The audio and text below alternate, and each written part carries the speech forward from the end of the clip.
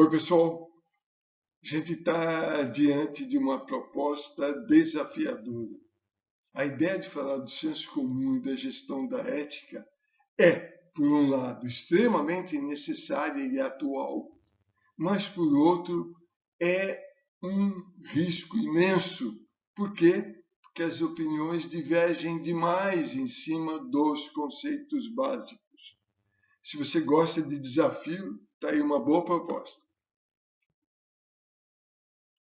A gente precisa, para organizar essa palestra, definir 3 tópicos fundamentais.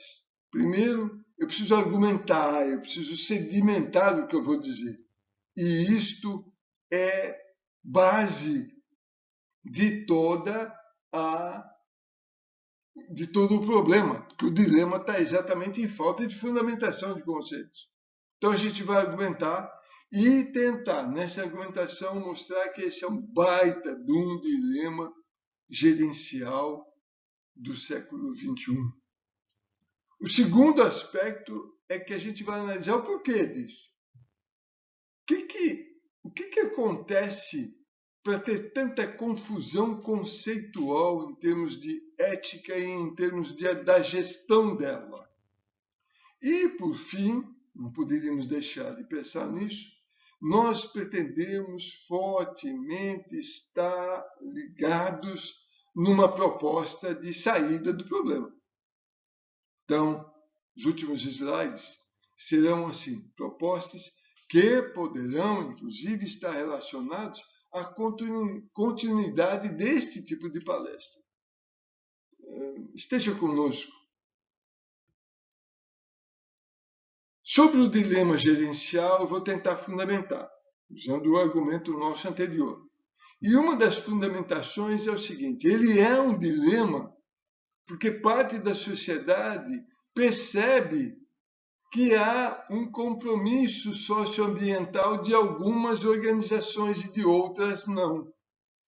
Ora, se parte da sociedade já percebe isso, certamente pode haver reflexo no próprio consumo destas empresas, dos produtos dessas empresas, e aí ela pode ter um problema de sobrevivência.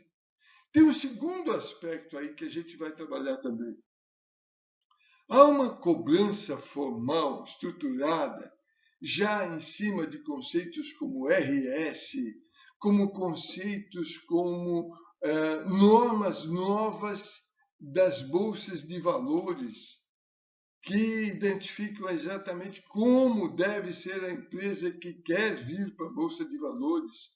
Normas num nível muito maior, definidas por instituições como a ONU. Há muito movimento formal nesse sentido. Não tem como fugir disso. É fato. E um terceiro aspecto é que a gente está no meio de um baita debate sobre a autonomia da comunicação. Nunca se comunicou tanto, e isso é conhecido. Só que você tem uma parte da comunicação que é feita sem responsabilidade. Uma outra parte é feita com responsabilidade, com fundamentação, com crédito nos conceitos, etc. Mas é verdadeiro que a comunicação está aí livre para todo mundo. Isto implica numa cobrança excepcional do que as empresas fazem. Esse é o ponto. Não tem saída. Sobre o dilema gerencial, ainda, no fato 1, eu vou usar uma expressão da Adela Curtini. A Adela Curtini é uma das grandes especialistas mundiais na questão da ética aplicada à organização. Não é só isso, mas essa é uma baita de uma especialização dela. E ela diz, num dos trechos, que as empresas que adotam certos valores éticos como guia dos seus comportamentos, seja internamente ou seja externamente, são as que melhor sobrevivem nesses tempos de dura competição. Isso é muito forte. Ela, como filósofa, tem uma obrigação tremenda em fundamentar suas informações. Então, quando ela diz isso, é porque ela já vem estudando isso e comprovando isso em várias publicações, em vários livros. Ora, para chegar a dizer são as empresas, as que aplicam ética, que sobrevivem melhor nesse mercado confuso, isso é muito forte. Vou para um outro ponto. Senso comum, que tanto eu digo, já disse, o senso comum ele atrapalha demais essa questão da fundamentação dos conceitos. Por quê? Porque o senso comum tem visões individuais. O senso comum tem uma visão geral e essa visão geral praticamente é atribuída aos indivíduos. Isso é conceito de senso comum. Ele não é simples. Conceito de senso comum é que cada um, dentro dos seus grupos, tem um determinado conceito sobre variados temas e a ética e a questão da moral sempre estão nas prioridades dos debates, mesmo que o grupo não saiba disso. Então, essas visões individuais atrapalham muito, a gente vai falar para frente sobre isso. A formação de gestores com preparo ético, especialmente como ciência, ou seja, para fugir da questão das visões individuais, esta formação ela ainda é incipiente, ela é insuficiente. O problema, então, está em que a grande maioria dos gestores estão fortemente baseados no senso comum. 2. Ainda é um grupo muito pequeno, grupo de gestores que já tem uma base boa para separar senso comum de ciência. Então, nós temos um problema dentro da organização. Tem um fato 2 dentro desse aspecto do senso comum. A discussão da ética e da responsabilidade social são áreas do saber que, apesar de terem sofrido grandes mudanças excepcionais nos últimos 15, 20 anos, encontra-se ainda pouco desenvolvida e difusa. Isso eu fui pegar num dos artigos recentes, dos vários artigos recentes que estão falando sobre o mesmo tema. Nós estamos num momento de muito debate, de sustentação ética, de normas para essa sustentação, de critérios e de princípios para montar essa sustentação. Essa ideia está bem arraigada. Mas o problema é implantar isso, é funcionar isso. Está muito incipiente. Eu vou tentar referenciar um pouquinho a questão do senso comum a partir de uma imagem forte, real, verdadeira, que aconteceu e muita gente acabou esquecendo que isso ocorreu. Estou falando na Revolução Industrial, 1850, 1860, Inglaterra, indústrias explodindo para todos os lados, emprego explodindo para todos os lados, e aí há um reforço impressionante no uso da força infantil, da força de trabalho infantil. Hoje, quando a gente olha isso, começa a criticar a própria sociedade inglesa. Isso é um erro. Não dá para criticar a sociedade inglesa porque o modelo de senso comum que eles tinham, que amparava o modelo moral deles, é que a criança, desde cedo, deveria trabalhar. Ora, o uso da criança do jeito que foi feito foi indevido, verdade. Salário baixo, situações de insalubridade impressionante, muitas crianças com doenças e mortes em função daquele tipo de exploração. Sim, isso é verdade. Há um erro gigantesco aí. Mas há um problema maior, porque era um modelo moral, sim, que estava consolidado na sociedade inglesa da época. Ora, estou querendo dizer que o senso comum ele fica muito arraigado. Ele se confunde com o que é real, verdadeiro, com o que deve ser aplicado. Isso é senso comum. Por que o senso comum tem tanto problema? Porque em nenhuma situação está previsto dentro do senso comum uma parada e uma análise para ver se aquilo deve realmente funcionar, se deve continuar funcionando, se está correto, se agride algum outro aspecto moral da sociedade, etc. Não há. O senso comum não tem esse referencial. Ele segue. Ele vai acumulando experiências e ele vai seguindo. Outra estrutura deve pensar isso. Nossa visão é que essa outra estrutura é a ciência. Então, para referenciar senso comum, até para ter isso bem arrumadinho, como conceito é um conjunto de ideias, opiniões e pontos de vista de um grande número de pessoas em um determinado contexto social. Foi basicamente o que dissemos. E isto se estabelece e impõe regras. Acaba virando algo quase que definitivo. Como conceito, para ficar bem fechadinho, bem amarradinho, é exatamente isto, o que é o senso comum.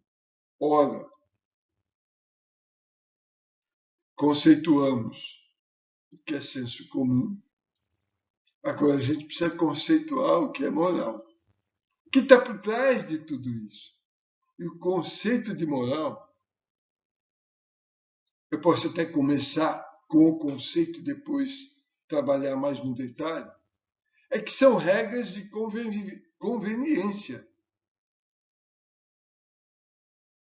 Regras de conveniência que estão desde a nossa raiz, desde o princípio, desde os nossos ancestrais. Por exemplo, eu estou colocando aqui um referencial, a questão do fogo. Quando se descobriu a fórmula de manter o fogo, foi uma definição clara, instintiva, é verdade, não foi pensada, mas foi uma definição clara. Precisamos manter o fogo. Manter o fogo para poder ter uma temperatura ideal, especialmente à noite. Manter o fogo para expulsar animais selvagens.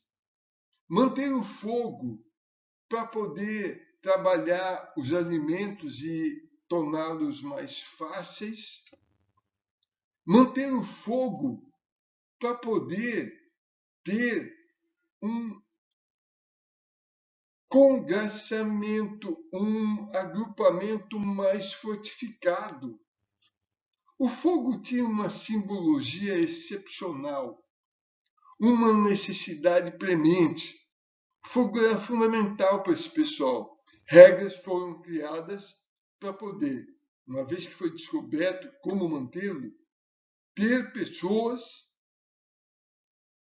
que automaticamente já assumiam sua posição de manter o fogo.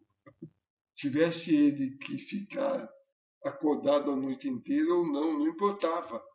O importante aí é que o fogo precisava ser mantido. Já neste momento, nós, humanos, ainda sem grande nível de inteligência, já tínhamos um referencial de montar regras para continuar vivo. Este é o conceito original da criação de conceitos. Evidentemente, hoje a gente diz que já era um tema moral. Na época não havia a menor ideia sobre isso que nós estamos falando. Mas o importante é entender que há uma tendência nossa, desde a nossa formação como seres humanos, de termos regras que mantenham o grupo unido, seja ele do tamanho que for. Moral, portanto, e eu acho que dá para conceituar bem em cima disso, fechando o conceito, é um conjunto de regras, né? Regras que têm uma história, e esse conjunto de regras visa essa coesão que a gente comentou. Tudo isto é componente do senso comum. Esse é o grande resumo das coisas que a gente está falando.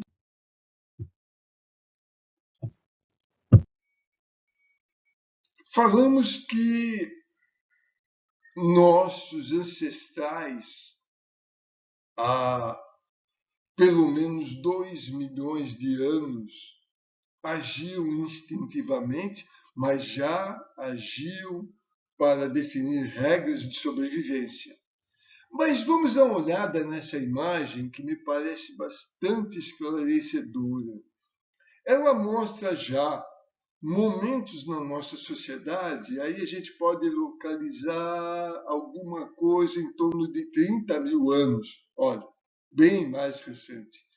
E a gente localiza que já tínhamos várias comunidades, já tínhamos o domínio da lavoura, da plantação e da colheita, já tínhamos o domínio de navegação, já tínhamos constituição de lideranças, porque você começa a ter um agrupamento de famílias e aí precisa ter líderes religiosos, líderes militares,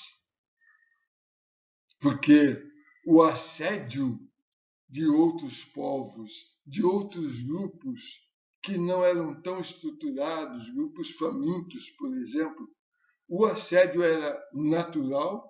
Se você não tivesse uma estrutura e um comando, você estaria perdido. Tudo isto foi acontecendo numa velocidade excepcional. E quando isso foi acontecendo, nosso cérebro foi acompanhando, foi ampliando horizontes. E nessa ampliação, a gente passou por aldeias, subimos para cidades, reinos, impérios. E aí, tudo isto teve uma estruturação de modelo moral. Estão percebendo? Cada grupo desse foi ajeitando, ajustando e montando novos modelos. Então vocês conseguem imaginar quantos e quantos e quantos modelos foram criados, reavaliados, criados do zero, em função do interesse deste rei ou daquele déspota, não importa. Isso sempre foi criado. Alguns foram tão fortes, alguns foram tão importantes, foram tão bem implementados e foram tão bem divulgados que tem reflexo até hoje. Aí está a questão da moral e onde ela está associada com o senso comum. Esse é o vínculo. E a gente não tem como contestar isso, tem confirmações de todos os lados, por várias ciências. Muito bem. Aí a gente chega a alguns diferenciais que me parecem importantes a beça. Um deles é que há, sim, uma tendência de estruturação de modelo moral a partir de referenciais religiosos. Ah, sim, Vocês têm aqui na imagem vários exemplos de referenciais de modelos excepcionalmente bem implantados, com bilhões de pessoas envolvidas. Então, sim, as religiões têm um papel forte no estabelecimento e na manutenção de alguns modelos morais. Mas não é só a religião. A gente viu também, a própria aristocracia pode criar, inclusive, novos modelos de religião. E ao criar um novo modelo de religião, muito mais próprio para aquela aristocracia, pode criar um novo modelo moral. A burguesia, que teve um papel extremamente importante, tem até hoje, no redesenho, na Idade Média, da característica social, pôs e impôs novos modelos morais, fortemente relacionados, inclusive aos modelos econômicos atuais. Tudo isso é importante a gente saber para entender que a gente não está falando de algo simples, algo fácil, que com uma simples determinação vai morrer. E parece que não há muita condição de mudar o quadro. O senso comum está aí, o modelo moral é atrelado a ele e está aí também, e não me parece que deva ter mudanças, desde que a gente tenha como revisá-los, reformulá-los, juntar grupos que possam entender o que se passa e ver qual é o grau de atualização disso. Então, outro aspecto da moral, porque a gente está falando que a aristocracia, que grupos bem homogêneos podem mudar a configuração de um modelo moral, podem impor um modelo moral, é verdade. Mas também os chamados oprimidos também criam modelos. Eu vou pegar um exemplo legal, interessante, historicamente fundamental, que é o da Revolução Francesa. Chega um determinado momento, 1789 como uma referência, chega um determinado momento que as pessoas estão morrendo de fome no meio da rua. Cadáveres se amontoando. E aí você faz o quê? Os poucos que sobram e que ainda têm um pouco de energia vão atacar alguma coisa, vão tentar fazer alguma coisa, mesmo que morram tentando. E aí o ataque à Bastilha tem significados importantíssimos. Qualquer dia a gente pode, inclusive, fazer um pequeno vídeo a respeito, é super interessante.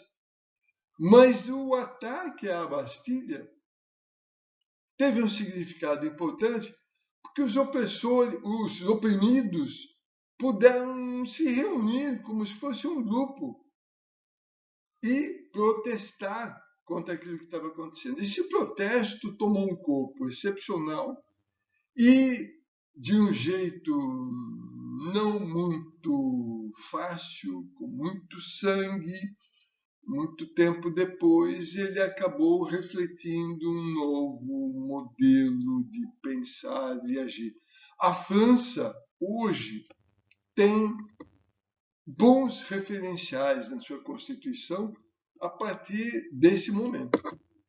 Para vocês terem uma ideia de que vários grupos dentro de uma sociedade podem tomar uma parte do poder em um determinado momento e propor um novo modelo moral, que pode vir, geralmente vem, com muita substância, com muita verdade daquele momento. Isso é importante entender. Quando se cria normalmente um modelo moral, existe alguma boa intenção contida ali. O problema do modelo moral é que às vezes ele permanece por tempo demais e em novas circunstâncias. Aí ele perde completamente o efeito e pode ser até um risco. Qual é a essência do dilema que a gente está vendo então, gente? Se tem modelo híbrido dentro de uma organização, às vezes marketing pensa de um jeito, normalmente falando, finanças pensa de outro, e isso não está muito claro lá dentro para eles que se trata de um debate moral, mas no fundo pode ser visões diferentes de quem é o cliente, de como eu devo ver o cliente, qual é o papel da organização, etc, etc, etc. Eu também tenho um modelo que é o modelo antigo que tanto a gente falou nos slides anteriores, que está ali na cabeça do CEO, que está na cabeça de alguns diretores fortes, que está na cabeça de parte do grupo gerencial. Nós temos também um modelo específico, que pode ser dentro de uma instituição religiosa, pode ser dentro de uma instituição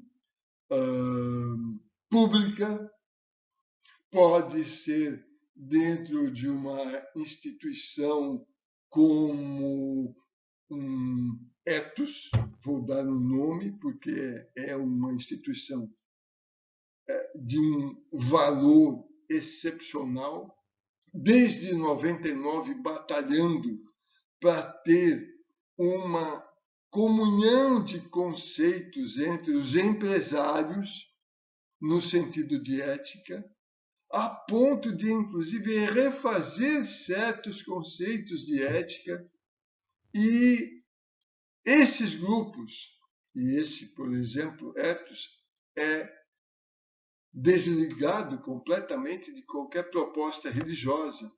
Então, você tem, por exemplo, o PMI, que é o Conjunto Internacional de Gestão de Projetos. E esse grupo de gestão de projetos tem uma proposta de modelo moral e uma proposta absolutamente atualizada. Ora, este tipo de variação, desde um modelo religioso a um modelo completamente neutro em termos de religião, mais focado em cima de um tipo de gestão, por exemplo, isso tudo nos dá uma ideia do que você tem dentro desse mundo de senso comum. Você tem um indivíduo que está na casa dele e tem um modelito moral. Aí ele sai e vai para o trabalho, onde você tem vários modelos morais diferenciados. Por acaso, hoje ele tem uma reunião com os stakeholders, que é mais uma complexidade, mais uma ampliação dos conjuntos morais num só local. Aí, mais tarde, ele vai para um curso. E a instituição educacional pode ter, sim, um modelo moral que ela pretende ter como referencial de princípios.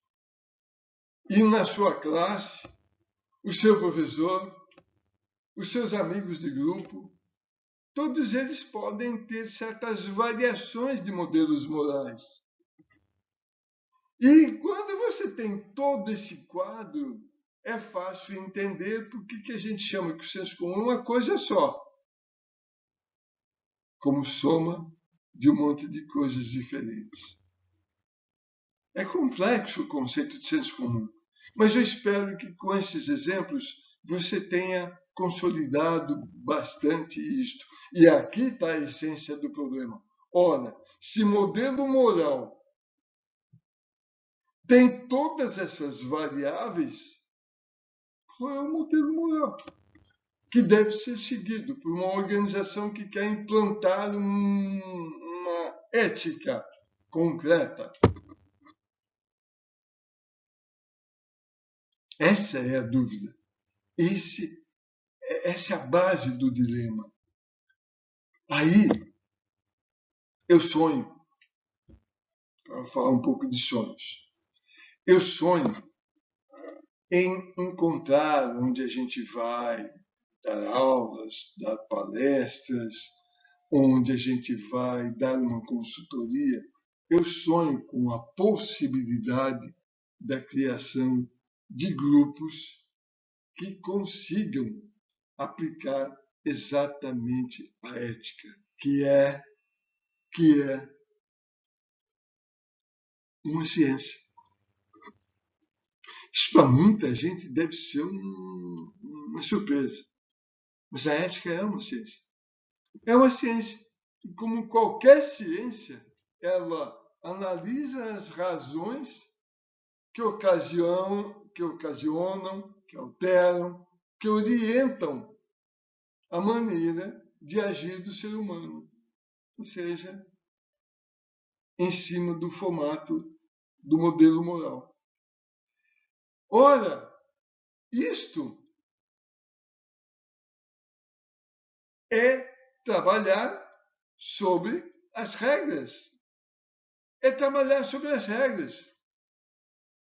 Você tem regras e este grupo aqui, que eu estou dentro do sonho, imaginando dentro de uma organização, está lá com gente com experiências variadas, mas todos eles sintonizados com esses conceitos que a gente está apresentando aqui. E aí você tem esse grupo todo discutindo. Pois é, no caso da ação X, uma ação, uma pessoa, da ação X, essa ação X foi, ela ocorreu em que circunstâncias? Quais foram as características das pessoas envolvidas nessa ação? Quais as circunstâncias em que as pessoas estavam envolvidas naquele momento específico? Esse tipo de análise dá uma conotação da base para você, inclusive, analisar que eventuais regras existentes na empresa estão desatualizadas. Tanto tema novo tem surgido. E eu vou ser prático aqui. Nos últimos 3 anos, 3 anos, não precisa ir mais longe, mas é tanta mudança que se você não tiver um pequeno grupo que dê uma parada, uma relaxada, uma reorganizada, uma reavaliação em cima das regras, que eram válidas até um pouquinho atrás, se tem sérios problemas conceituais. Portanto, sérios problemas para gerenciar a ética. Eu vou pôr aqui um outro tópico dela que eu adoro. A questão central da ética é: por que devemos? Ou seja, que argumentos corroboram e sustentam o código moral? É isso. Nada mais que isso. A ética é a análise.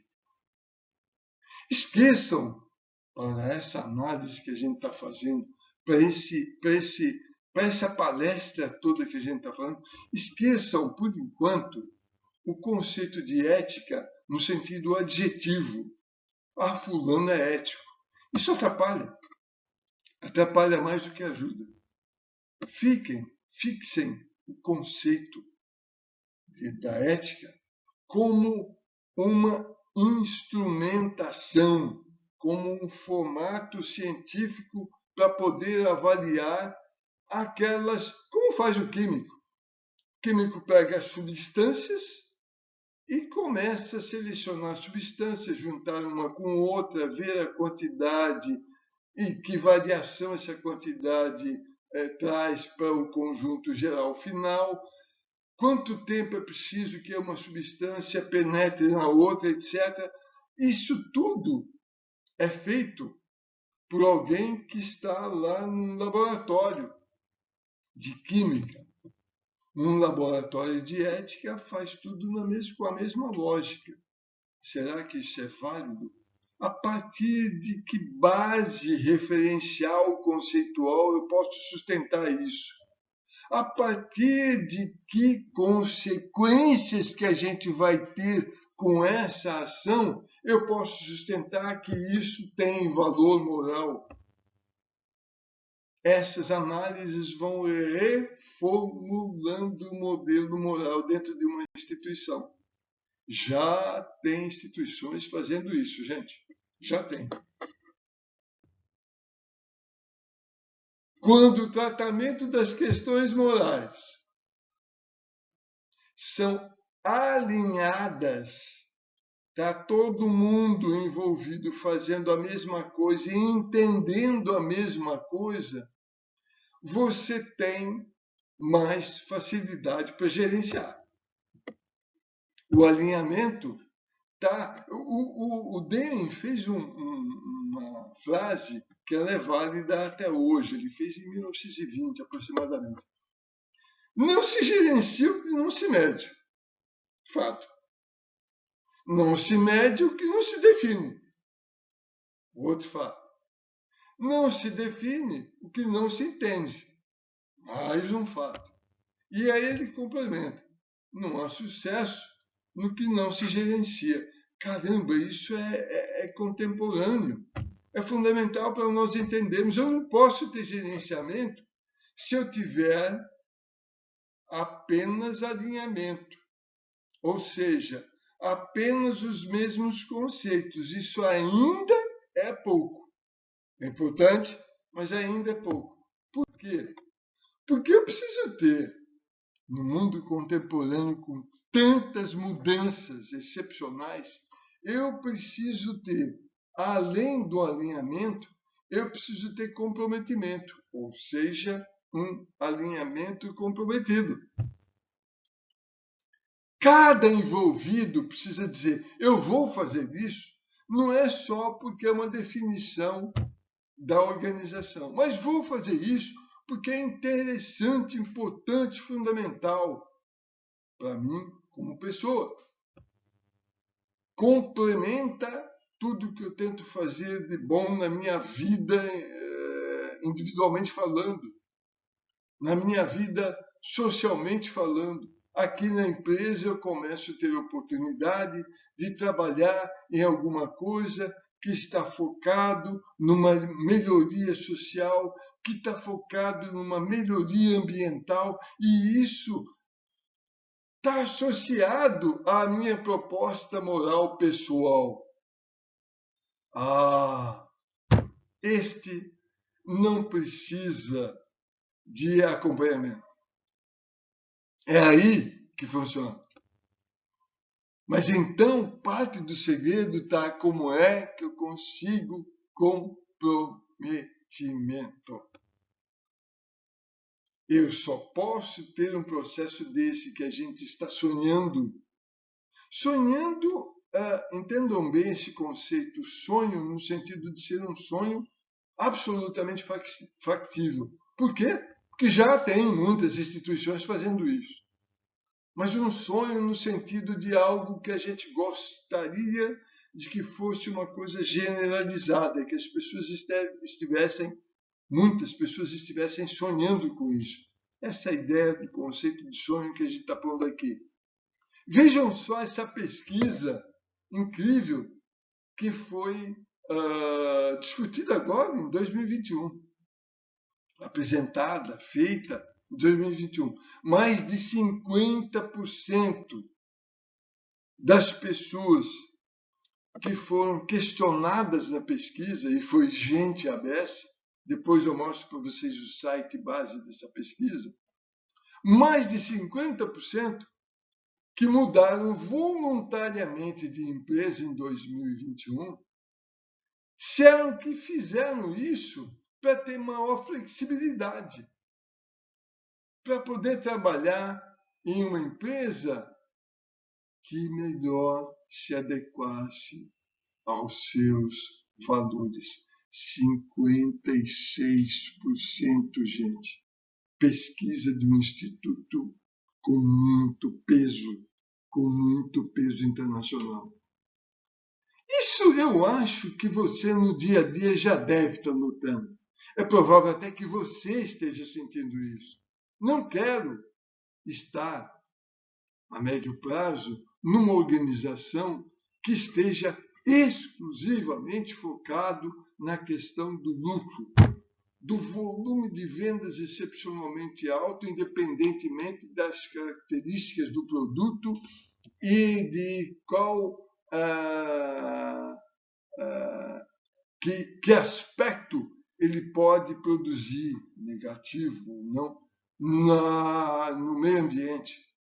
Estou um pouco me lixando. Essa é uma expressão, perdão pela expressão, mas é uma expressão que a gente ouve muito.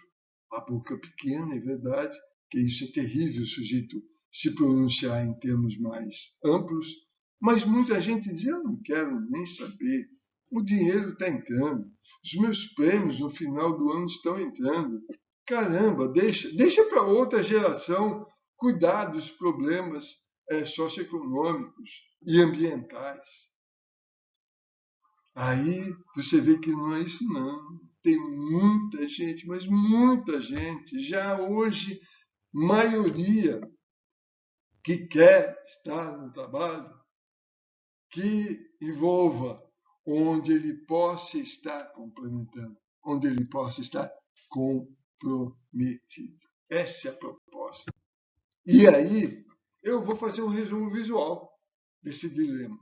O resumo visual é, por um lado, ética fundamental, vimos isso. A tecnologia da informação está fortemente penetrando em todas as instituições, em toda a nossa vida. É do WhatsApp até a foto que você transfere para outra empresa. A maneira de fazer texto, a velocidade com que ele vai, a liberdade que você tem para escrever, isso é excepcionalmente alto. Está aqui também. E outro aspecto é que a gente tem um monte de metodologias reforçando tudo isso. Eu vou aqui só pegar uma como referencial, que é a RS, o conceito de RS, que tem inclusive vários filhotes. Responsabilidade social, que pode ser responsabilidade socioambiental, e assim vai. Temos isto como reforço para que a coisa seja evidenciada, para que o dilema seja evidenciado, mas temos isso aqui também. Tem pouco entendimento, especialmente da cúpula, e às vezes pouco entendimento somado ao pouco interesse. Tem também um predomínio do senso comum que a gente conversou, e tem envolvidos, mas não comprometidos. Onde a gente bate? Fácil. Tudo isso nos leva a uma gestão ineficiente. Aqui eu espero ter chegado a poder confirmar aquilo que a gente estava dizendo no início. Temos um problemão pela frente. Temos um dilema danado. Temos um excepcional, no sentido de tamanho, desafio. Eu, outro dia, estava fazendo a chamada nuvem de palavras de uma reunião que a gente estava assistindo e eu consegui isso. A reunião era sobre o tema, hein? Sobre o nosso tema. E aí eu vi tantas palavras aqui que eu falei, a gente faz o que com essa nuvem de palavras? O quê? O quê? Distribuir para o grupo? Vai piorar. Vai piorar. Não distribuir para o grupo? Então faz sentido eu fazer a tal da nuvem. O que a nuvem me ajuda? Me ajuda a entender que realmente a gente está trocando muitas palavras, boas palavras com frequência, conceitos, na sua essência, muito bons. Mas sem conexão clara.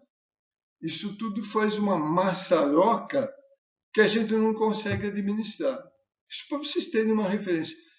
Tentem fazer esse exercício numa empresa ou numa instituição que vai fazer uma reunião, eventualmente sobre o tema ético.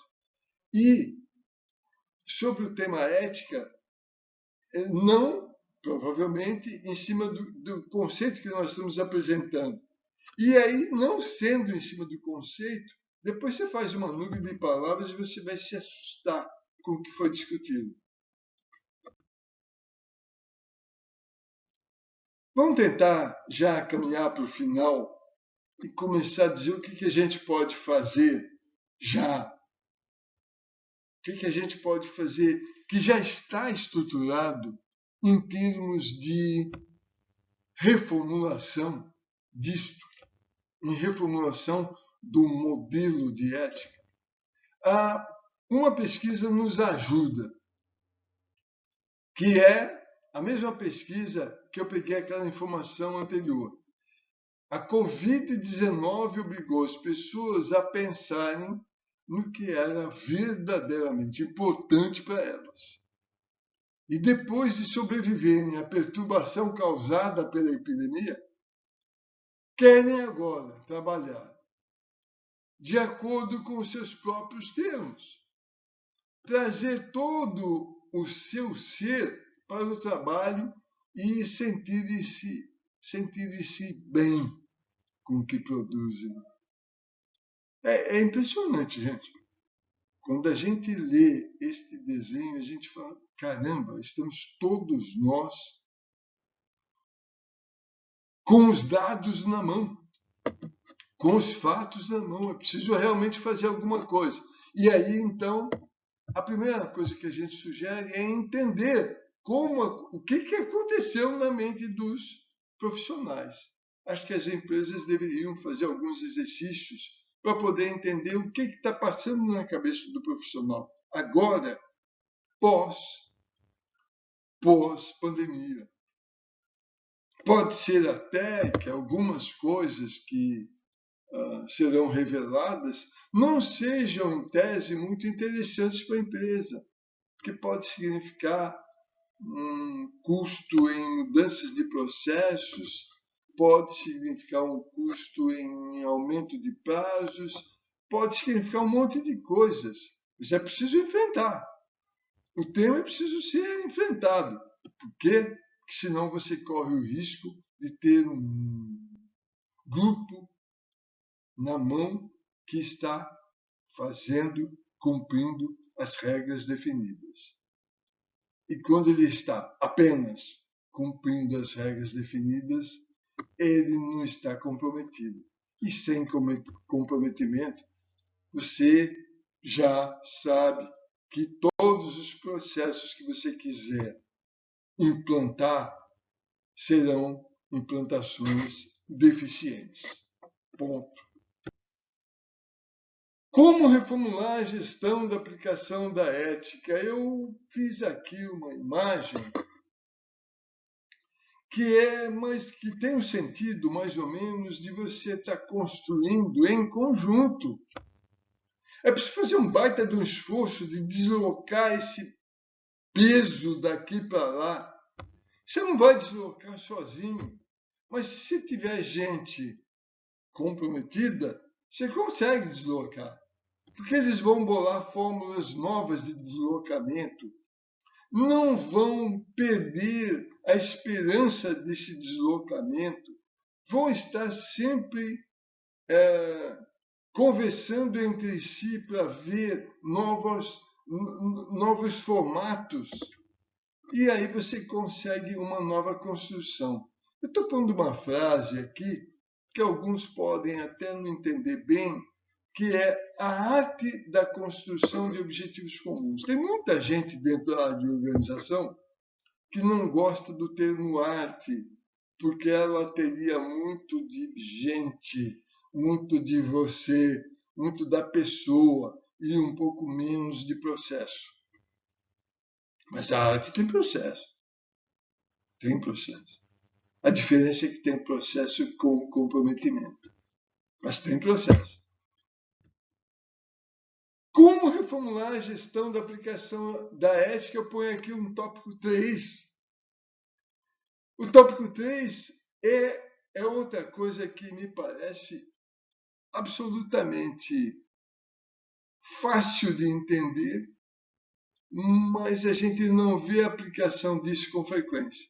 O dicionário nos diz que prática tem pelo menos uns seis formatos que a gente pode ver a expressão. Escolhi 2. Um deles é prática provindo da experiência. Se você faz um relatório na sua organização há 10 anos, eu posso aqui à distância dizer que você é um prático de fazer relatórios. Você tem prática nisso. Ponto. Esse é um conceito de prática. Mas também existe um conceito de prática que diz a prática é a aplicação da teoria. É esse ponto que nos interessa. A prática, como experiência, simplesmente é o dia a dia, está muito próximo do conceito de moral. Eu faço. Eu faço porque os outros fazem. Eu faço porque isso já foi feito anteriormente. Eu estou fazendo porque é algo que me parece necessário. E, inclusive, eu vou me posicionar melhor na sociedade fazendo isso que está sendo pedido. Prática. Mas quando eu vou para a questão da teoria, aqui eu envolvo o conceito da ética. Quando se trata da questão do comportamento moral, é a ética que tem esse papel teórico, de fazer essa revisão. Ora, isso está lá previsto no dicionário. Não é criação de um autor, não é criação de uma área de inteligência ou uma área teórica. Está lá, é definido. E parece que às vezes a gente se perde. Eu estou falando porque no nosso meio a gente ainda encontra pessoas dizendo o nosso mundo é muito prático, a gente tem que ficar no aspecto prático. E ninguém está falando o contrário. Só que muita gente está querendo dizer nós temos que ficar no aspecto prático embasado em uma teoria, atualizada o tempo todo. E não no aspecto prático de deixa para lá a teoria, que isso é coisa de laboratório. Vejam, são conceitos bem diferentes e que muitas vezes são confundidos. Aí eu venho aqui e mostro esse ciclo virtuoso. Eu tenho a experiência do dia a dia, que se transforma numa prática. Essa prática, se for revisitada, se for analisada pela teoria, cria-se uma base teórica. Criando-se uma base teórica, eu aplico a teoria nas outras áreas e aí eu tenho uma prática ampliada, com fundamentação. De novo, essa prática vira experiência do dia a dia, reformulada, e aí eu vou girando e atualizando, atualizando, atualizando. Esse é o desenho.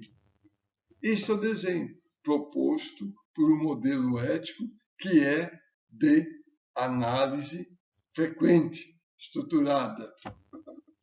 Dito isto, eu vou para o quarto e último item como sugestão de reformulação. Tem mais, tem mais. Isso a gente vai ter que pensar juntos. Mas como quarto item, é preciso formar um grupo interdisciplinar. E eu gosto da expressão que está começando a ser dita de um grupo interdisciplinar de exame de juízos morais.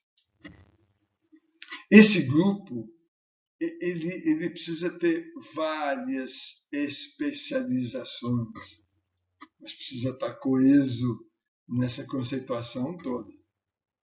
Garantidor, é o papel dele, da atualização de princípios organizacionais. São eles, inclusive, que dão base para as regras morais e garantidor de uma análise das circunstâncias que são novas a cada dia. Senão você fica totalmente desatualizado. Este grupo, em princípio, um grupo pequeno, que pode até ter uma dimensão maior, mas esse grupo seria uma espécie de referencial para a organização. Claro que a escolha dos componentes desse grupo é um outro desafio, mas aí, como sugestão, eu dou essa imagem aqui para vocês. É a ideia de que a psicologia, a filosofia, a neurociência, a gestão, isso para citar pouquíssimas formações fundamentais para esse grupo. Se você tiver sorte, vai ter pessoas com 2 dessas formações, pelo menos. Então, é isso que a gente precisa pensar. Isso já existe, gente, já está acontecendo, tem várias instituições onde está acontecendo. Certamente isso renderia, essas conversas todas certamente renderiam novos vídeos, novos estudos, novas palestras, novos debates. No fundo, é essa a intenção, que a gente continue dentro desse debate. Para fechar, eu vou pegar uma frase de novo da Adela Cortina, e ela diz assim: se o resultado que se espera de um modelo de educação é para pessoas que só buscam o bem-estar individual, o modelo atual de prática está muito bom. Está muito bom. Quer dizer, as pessoas quando estão sendo treinadas apenas para praticar, está muito bom. Mas, se buscarmos a formação de pessoas autônomas, elas próprias decidem o seu caminho e com desejo de autorrealização elas querem ser melhores, não apenas no trabalho, mas na sua vida pessoal. Então, é necessário uma educação moral no mais amplo sentido da palavra moral. Eu acho que a Adela está nos ajudando demais aqui a dar uma frase definitiva para todo esse debate. Se você suportou até aqui, você tem um baita de um desafio mental. E conte conosco para dar continuidade a esse debate. Gente, muito obrigado.